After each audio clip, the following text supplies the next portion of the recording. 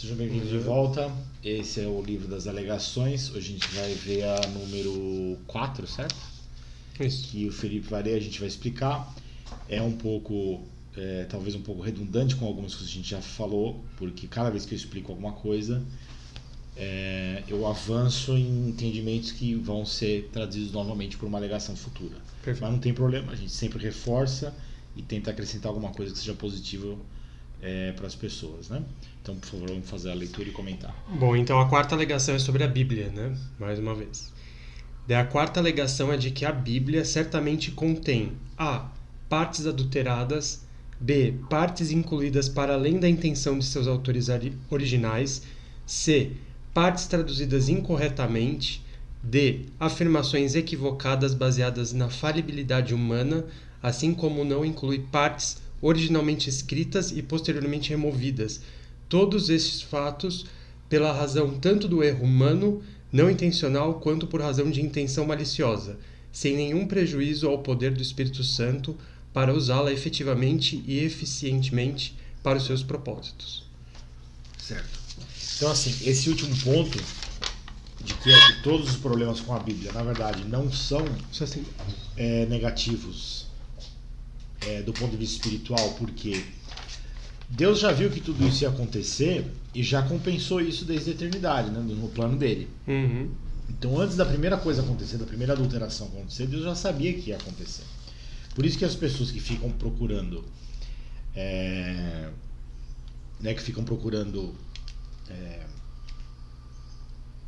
seguranças não entendem que só existe uma segurança definitiva, impecável, infalível, que é que Deus nos ama. E Ele tem todo o poder para fazer dar certo o plano dele, independentemente das nossas forças, das nossas intenções, dos nossos acertos, etc, etc, etc. Uhum. Então isso se aplica em primeiro lugar sobre a Bíblia, como a gente já falou antes. É muito importante os cristãos, ou os que querem ser cristãos, enfim, que têm a intenção de crescer na fé e tal, prestarem atenção no convite que outras traduções vão fazer. Uhum. Pode ser tradução muçulmana, né, do Islã, pode ser judeu, pode ser o que for, tá? De pessoas que vão dizer, não, nós temos um livro, um documento, um texto sagrado garantido por uma sucessão da tradição oral, né, que eles querem passar, dar a impressão esses praticantes de outros ritos aí, de outras religiões, que eles têm algo que está faltando aos cristãos, quando na verdade, se nós somos cristãos, deveria ser o contrário. A gente deveria virar a mesa ao contrário e falar, não, eu tenho uma coisa que você precisa, porque você ainda está ancorado no testemunho do homem. Tradição oral, texto sagrado, seja lá o que for. Se nós somos cristãos, então nós temos que responder a essa alegação de que não, só a sua Bíblia é muito ruim, porque foi muito adulterada, foi muito mexida, a tradução tá errada, blá blá blá blá blá. Eu falo, tá bom, eu sei disso. Isso não é um problema para mim. Porque eu tenho um negócio chamado fé, que Deus é bom e acabou. E é isso que o cristão deve oferecer em troca, ao invés de ficar com medinho de que a Bíblia tá com problema, então eu tô ferrado. Por que tá ferrado? Deus mudou? Porque alguém fez alguma coisa com a Bíblia? Deus deixou de cuidar de você? É isso? Você tá em perigo, é isso? Deixa eu entender qual é a lógica. É porque a receitinha, né, tá adulterada. Então é o seguinte, isso existe, o que eu estou falando acontece, as pessoas ficam com medo, porque elas já não têm uma fé muito forte, tá meio fraco, tá meio capenga, já ficam com medo, e aí elas vão correndo atrás de pessoas que supostamente têm a segurança, têm a garantia, têm a solução. Não tem, a única rocha é Deus, como diz na Escritura, eu não conheço mais nenhuma. É engraçado que isso é uma coisa que Deus fala a respeito dele mesmo. Numa passagem, deixa eu ver se eu me lembro aqui, onde é que ele fala isso? No livro de Jó. É no livro de Jó. Eu não recordo. No final do livro de Jó, se eu não me engano, tá lá. Eu posso estar enganado, mas acho que tá lá. Mas eu posso estar enganado. Pode ser também algum dos primeiros profetas ali, dos livros proféticos. Mas tem uma hora que Deus fala assim, eu sou a rocha, eu mesmo não conheço mais nenhuma. Quer dizer, ninguém é como eu. Então não adianta você querer arrumar subterfúgios ou dizer assim, não, acontece que Deus é tão importante, uma pessoa tão excepcional, tão fora de qualquer medida, que eu não posso lidar diretamente com ele, então eu preciso dessas coisas, entendeu? Dos livros, das tradições, da autoridade humana, religiosa e tal. Tudo bem, você pode querer isso, mas é você que está querendo. Você não pode dizer que é Deus que impôs isso a você. É o seu medo que fez você se ancorar, né? Procurar muletas. E a muleta é muito interessante porque ela te dá imediatamente um conforto e um apoio, mas ela também te deixa mais fraco. Não é isso? Então, aí você fala, mas como que eu vou ficar mais forte? Não é você, é Deus que vai te dar o que você precisa para caminhar na vida espiritual. Então, não há nenhum prejuízo ao poder do Espírito Santo para usar efetivamente e eficientemente a Bíblia do jeito que está para o propósito que ele tem. Por pior que seja, vamos pegar aí a pior edição da Bíblia que você pode imaginar. Certo? Sei lá, aquela que uma vez a gente viu. Da pastoral, eu acho que é das piores. Edição pastoral catequética lá, que pelo amor de Deus. Você acha que um crente desavisado, que não sabe que existem traduções melhores, vai ler a edição pastoral com fé, buscando que Deus esclareça para ela, dê o discernimento sobre o que é verdadeiro, o que não é e tal. Você acha que é possível uma pessoa ler mesmo aquele lixo daquela edição e Deus não tocar o coração dela, né, inclinando para a coisa certa? Você acha que é possível? Claro. É possível que a pessoa tenha fé e seja enganada mesmo assim? Não. Então o que eu estou querendo dizer é, lógico que o conhecimento, ele é uma coisa boa, mas ele não pode ser um substituto da vida espiritual. Até eu mesmo já li várias partes da Bíblia que eu fiquei meio desconfiado, porque você vê que às vezes tem um certo sentido aquele texto, daí tem uma parte que parece que está faltando alguma coisa, eles dão um salto, ou a conclusão é inferior ao que parecia que estava sendo desenvolvido, né? Então tem algumas coisas que já geram algum estranhamento. Então a perplexidade dos cristãos quando eles vão ler a Bíblia e acham que está estranho, tem contradição, tem coisa errada, né? Ou ler várias edições da Bíblia e falar como é que pode ser tão diferente uma da outra e tal. Essa perplexidade tem que te jogar nos braços de Deus. Você tem que falar, Senhor, só o Senhor vai me ajudar aqui, porque eu estou perdido com esse negócio. Tá tudo diferente, tudo maluco, tudo complicado. Como é que eu faço? Se você se entrega nos braços dele, beleza, resolveu o problema. E na verdade você foi ajudado ou ajudada por essa perplexidade, por esse problema. Então, por incrível que pareça, a fraqueza, o defeito, a limitação ajuda o ser humano no caminho da humildade.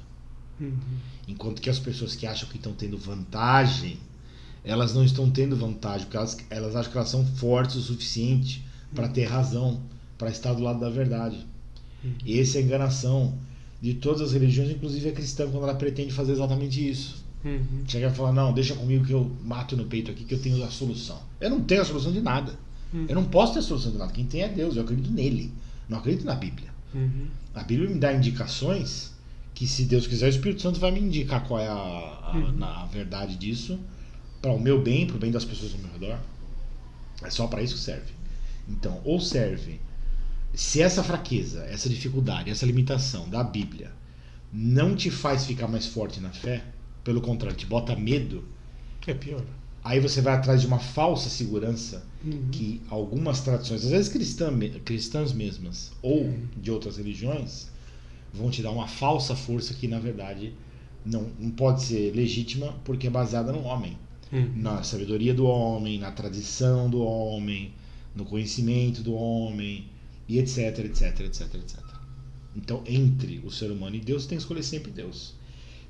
E aí a fraqueza te ajuda, na verdade, por incrível que pareça. Esse é um grande paradoxo do amor, mas é Deus que estabeleceu assim. Tem muita sabedoria por trás disso, obviamente não é o assunto dessa explicação, mas existe uma profunda razão, até metafísica, se você quiser dizer, para que essa escolha defina o quanto você quer ser beneficiado pelo amor de Deus. Quanto mais força você quiser ter para viver, por assim dizer, independente da graça divina, menos amado você vai ser, porque você precisa ser menos amado. Mas tem uma grande ilusão que não existe nenhuma força, nenhuma potência verdadeira que não tenha a vida de Deus em primeiro lugar. Tá certo? Por isso que, no fim, qual é o problema de você preterir da graça por qualquer outra coisa? É uma mentira. É impossível existir ou ter qualquer benefício que você acha que você se deu, foi Deus que te deu primeiro. Porque o amor é sempre vem dele em primeiro lugar. Então, a linha mais direta possível é aquela que já reconhece o amor, que Deus precisa nos amar em todas as situações, e eu não tenho nenhuma garantia disso. Eu preciso confiar plenamente. E o paradoxo é de que é mais fácil eu me entregar para Deus e ficar dependente dele quanto mais fraco eu estou de recursos próprios para poder me virar. Então, a Bíblia, com todos os seus problemas, é uma vantagem para os cristãos que seja assim. Que tenha um monte de problema. Porque a gente tem que viver mais pela fé mesmo. Certo? Então, os outros que acham que estão ganhando, na verdade, eles estão perdendo. E os cristãos deveriam dar testemunho disso. Ao invés de se borrar nas calças, ficar com medo e falar, eu não sei. Devia chegar para os outros que estão fazendo esse convite, falando, não, eu tenho um texto aqui lindo, maravilhoso, impecável, garantido. Falar, não, eu tenho a garantia porque eu acredito que Deus é bom. Porque eu confio que Deus é bom. Que garantia melhor você tem aí com o seu livro? Eu acredito que Deus é bom. E você vai me dizer o que é melhor que isso? Não existe nada melhor do que isso. Então, se o cristão apostar nisso, que Deus é bom, ele vai ganhar sempre. E os outros vão ficar lendo textos e... Que nem o Jacão fala, né? Bom não tem melhor. Quando é bom, não tem melhor. Então, o cristão deveria encher a boca para falar, Deus é bom. Você está falando do quê? Que seu livro aí é a garantia de alguma coisa? Não é garantia de nada. A garantia da nossa salvação é que Deus é bom e acabou. Isso é mais que o suficiente. É a única coisa que basta. É a única coisa que eu preciso e é a única coisa que basta. Certo?